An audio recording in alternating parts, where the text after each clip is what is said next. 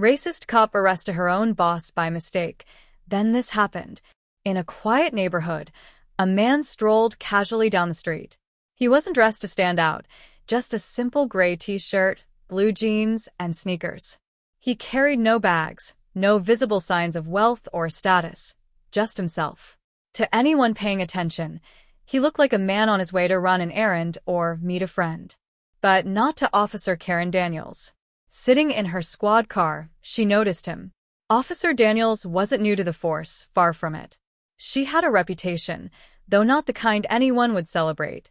She often boasted about her so-called sharp instincts for spotting suspicious behavior, but many in her precinct whispered about her selective enforcement of the law. And this morning, her instincts led her to one conclusion. This man didn't belong. Pulling her car to the curb, she stepped out with brisk authority, her hand resting on her gun holster. "Excuse me, sir," she called out. The man turned, calm yet questioning. "Yes, officer," he replied. "What are you doing in this neighborhood?"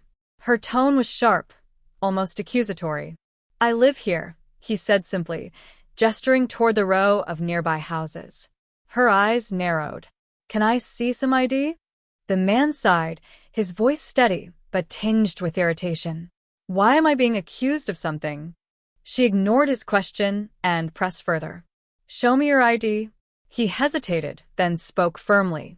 "I'm a police officer. I'm on duty, undercover." It should have ended there. Any reasonable person would have verified his claim. But Officer Daniels wasn't reasonable. "Undercover," she scoffed. "Dressed like that? Do you think I'm stupid?" Her disbelief quickly escalated into action. Without waiting for a response, she radioed in what she claimed was a possible suspect in an ongoing investigation. Moments later, backup arrived, 2 more officers stepping out of their cars, their postures tense. The man repeated himself, calm but clearly frustrated. "I'm a cop. I've told you that 3 times. Check my badge number, it's in the system." But his words fell on deaf ears. Officer Daniels ignored him, laser-focused on proving her assumptions.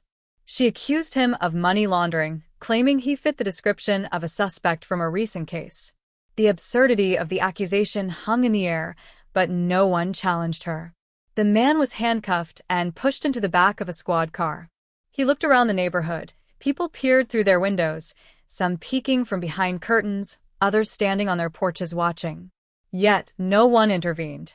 No one spoke up. He called out, his voice carrying through the quiet street. "I am a police officer. Someone call my precinct. This is wrong." His cries were met with silence. The onlookers turned away, retreating into their homes. Hours later, he sat in a holding cell, humiliated, his dignity stripped away. Some officers smirked, others avoided his gaze entirely. It wasn't until the precinct captain arrived that the nightmare ended. The so-called suspect? Captain Eric Lewis. A veteran of over 2 decades, known for his leadership, fairness, and dedication to justice. Captain Lewis was in the middle of an undercover operation, investigating corruption within the city's neighborhoods. He had deliberately dressed down to avoid drawing attention. The revelation hit the department like a thunderclap. Whispers of disbelief turned into loud conversations. Officer Daniels, once so confident, now stood pale and shaken as the truth unraveled. Captain Lewis was released immediately, but the damage had already been done. When the story broke publicly, outrage swept through the city. Protests erupted, demanding accountability and justice. Social media buzzed with hashtags like #JusticeForEric and #SayNoToRacism as people united to denounce systemic issues within policing.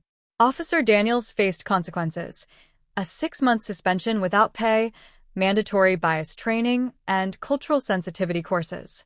Some argued it wasn't enough, while others saw it as a step in the right direction. As for Captain Lewis, he returned to duty with a renewed sense of purpose. But the experience left a mark. Speaking publicly about the ordeal, he turned it into a platform for change. "This isn't just about me," he said at a press conference. "It's about everyone who's been judged, not for their character, but for the color of their skin. We must do better. All of us." The calm morning in Rivermont had ended in chaos. But from that chaos came determination. People began asking harder questions, challenging ingrained biases, and demanding transparency from those sworn to protect and serve. The road to justice is long. But moments like these, moments of reckoning, remind us why the fight is worth it. Racism, unchecked power, and silence in the face of injustice can only thrive if we let them.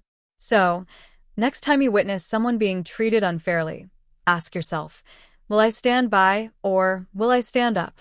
Change starts with us, all of us. Together, we can create a world where justice and equality aren't just words, but a reality.